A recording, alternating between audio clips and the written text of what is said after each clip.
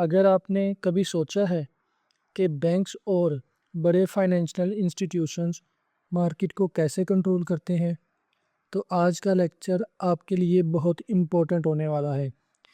پچھلے لیسنز میں ہم نے سپلائی اور ڈیمانڈ کا بنیادی طور پر تجزیہ کیا تھا اور دیکھا تھا کہ مارکیٹ پرائسز بائرز اور سیلرز کے امبیلنس کی وجہ سے موو کرتی ہیں۔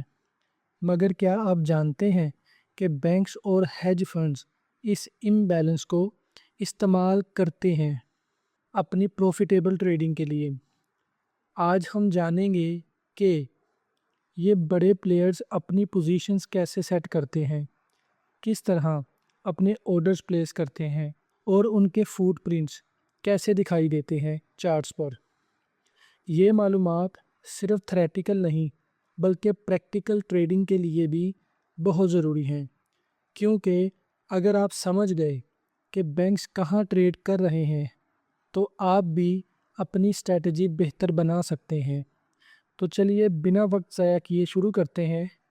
How do banks use supply and demand method? پچھلے لیسن میں ہم نے سپلائی اور ڈیمانڈ کی بنیادی سمجھ حاصل کی تھی اور دیکھا تھا کہ یہ کیسے مارکیٹ کے پرائس موومنٹس کو شیپ کرتی ہے۔ ہم نے یہ بھی سمجھا تھا کہ جب بائرز اور سیلرز کا بیلنس بگڑتا ہے تو پرائس اوپر یا نیچے جاتی ہے۔ اب ہم اس نالج کو اور بہتر سمجھنے کے لیے دیکھیں گے کہ بڑے فائنینشیل انسٹیٹیوشنز جیسا کہ بینکس، ہیج فنڈز اور مارکیٹ میکرز اس میتھڈ کا استعمال کس طرح مارکیٹ کو کنٹرول کرنے کے لیے کرتے ہیں۔ اگر آپ اس کانسیپٹ کو سمجھ لیں تو آپ اپنی ٹریڈنگ اسٹریٹجیز کو ان بڑے پلیئرز کے ساتھ الائن کر سکتے ہیں اور بہتر ڈیسیژن لے سکتے ہیں۔ مارکیٹ کا نظام سپلائی اور ڈیمانڈ کے لا کے ذریعے چلتا ہے، بالکل اسی طرح جیسے ہمارا پلینٹ گریوٹی کے لا کے مطابق کام کرتا ہے۔ جب سپلائی زیادہ ہوتی ہے تو پرائس نیچے جاتا ہے اور جب ڈیمانڈ زیادہ ہوتی ہے تو پرائس اوپر چلا جاتا ہے۔ مارکیٹ میں بڑا حصہ بڑے انویسٹرز کا ہوتا ہے، جیسا کہ سینٹرل بینک، ہیج فنڈز اور مارکیٹ میکرز۔ ان کے ٹریڈنگ ڈیسیژنز کو مختلف فیکٹرز انفلوئنس کرتے ہیں، جیسا کہ گلوبل اکنامک نیوز اور اکنامک ڈیٹا۔ جب یہ انویسٹرز مارکیٹ میں انٹر کرتے ہیں تو ان کے آرڈرز پرائس موومنٹ کو بہت زیادہ افیکٹ کرتے ہیں اور سپلائی اور ڈیمانڈ میں امبیلنس کریٹ ہوتا ہے۔ اگر امبیلنس بڑا ہو تو پرائس موومنٹ اتنی ہی سٹرونگ ہوتی ہے۔ آپ نے کبھی دیکھا ہے کہ مارکیٹ اکثر اسی لیول پر واپس آتا ہے جہاں سے پہلے ایک میجر موو سٹارٹ ہوئی تھی۔ یہ فریکوینٹلی ہوتا ہے اور یہ انسٹیٹیوشنل ٹریڈنگ بیہیویئر کا ایک کانسیپٹ ہے۔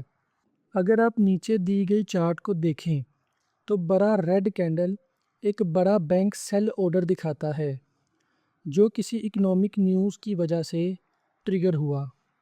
ریٹیل ٹریڈرز کو خود نیوز پر فوکس نہیں کرنا چاہیے، بلکہ انہیں صرف ان بڑے مارکیٹ مووز کو سمجھنا چاہیے، کیونکہ یہ انسٹیٹیوشنز کی فوٹ پرنٹس ہوتی ہیں۔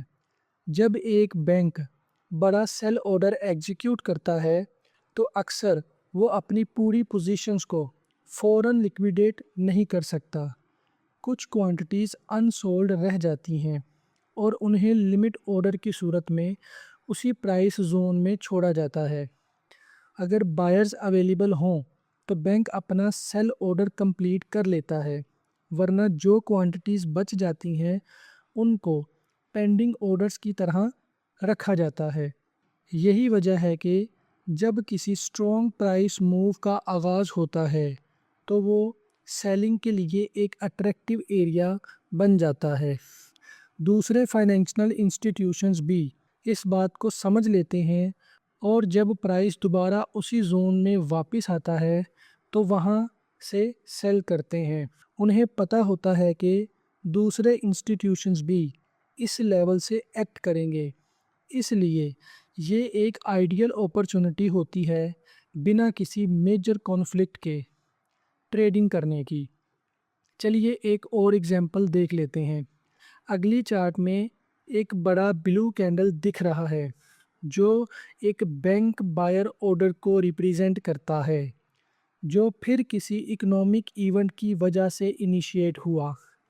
रिटेल ट्रेडर्स को इकोनॉमिक न्यूज़ एनालाइज करने की ज़रूरत नहीं है, बल्कि उन्हें सिर्फ इन इम्पोर्टेंट प्राइस लेवल्स को पहचानना चाहिए जहां इंस्टीट्यूशंस बाय या सेल करते हैं। शुरू में बैंक एक बाय ऑर्डर प्लेस करता है, लेकिन अगर उस वक्त सेलर्स अवेलेबल नहीं होते तो वो अपनी पूरी इंटेंडेड क्वांटिटी नहीं ले सकता। जो ऑर्डर बच जाता है वो लिमिट बाय के तौर पर उसी लेवल पर प्लेस कर दिया जाता है। दूसरे बैंक्स और फाइनेंशियल इंस्टीट्यूशंस इस जोन को एक अट्रैक्टिव बाइंग लेवल समझते हैं, क्योंकि उन्हें पता होता है कि पहले भी इंस्टीट्यूशनल ट्रेड्स यहाँ हुई थीं और कुछ लिमिट ऑर्डर्स अब भी वहाँ मौजूद हैं। इसी वजह से जब प्राइस दोबारा वहाँ आता है तो स्ट्रॉन्ग रिएक्शन होता है।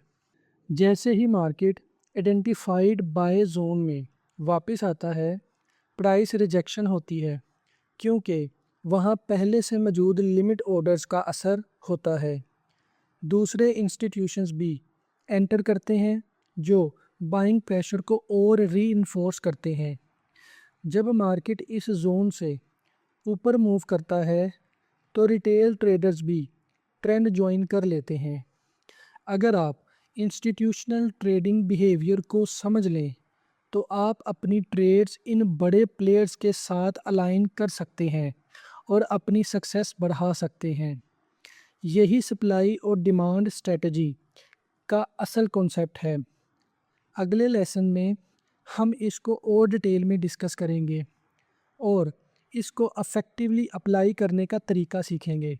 अब जब कि आप ये समझ चुके हैं कि बैंक्स और फाइनेंशियल इंस्टीट्यूशंस सप्लाई और डिमांड का इस्तेमाल किस तरह मार्केट को कंट्रोल करने के लिए करते हैं, आप इन इनसाइट्स को अपनी ट्रेडिंग स्ट्रेटजी में इनकॉर्पोरेट कर सकते हैं। उन की प्राइस लेवल्स को पहचानना जहां इंस्टीट्यूशनल ऑर्डर्स मौजूद होते हैं आपको एक सिग्निफिकेंट एडवांटेज दे सकता है प्रॉफिटेबल ट्रेड्स लेने के लिए। अगले लेसन में हम इस पावरफुल मेथड को और बेहतर समझने की कोशिश करेंगे। अगर आप एक बिगिनर हैं और कैंडलस्टिक पैटर्न्स के बारे में सीखना चाहते हैं तो आपको मेरी एक प्लेलिस्ट, जिसका लिंक आपको डिस्क्रिप्शन में मिल जाएगा, वो देखनी चाहिए, जो कि स्टीव नाइसन की बुक की ट्रांसलेशन है, जिसे कैंडलस्टिक का बाप माना जाता है। आज के लेसन में हमने देखा कि बैंक्स और फाइनेंशियल इंस्टीट्यूशंस अपनी बाइंग और सेलिंग ऑर्डर्स कैसे मैनेज करते हैं और कौन से ऐसे की प्राइस लेवल्स हैं जहां प्राइस दोबारा रिएक्ट करने का इम्कान होता है। अगर आप इन कॉन्सेप्ट्स का सही तरीका समझ लें तो आप मार्केट के बड़े प्लेयर्स के साथ ट्रेड करने के काबिल हो सकते हैं, ना कि उनके ख़िलाफ़। ये तरीका आपकी ट्रेडिंग को बहुत बेहतर बना सकता है और आपको रिटेल ट्रेडर्स के यूजुअल ट्रैप से बचाने में मदद दे सकता है।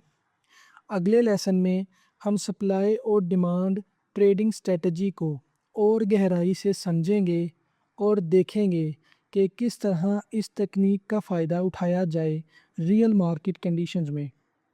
जुड़े रहिए, सीखना जारी रखें और हमेशा याद रखें, स्मार्ट ट्रेडिंग का सिर्फ एक तरीका है, मार्केट के बड़े प्लेयर्स की सोच को समझना और उनके साथ चलना। तो मिलते हैं नेक्स्ट वीडियो में, तब तक के लिए अल्लाह हाफिज़।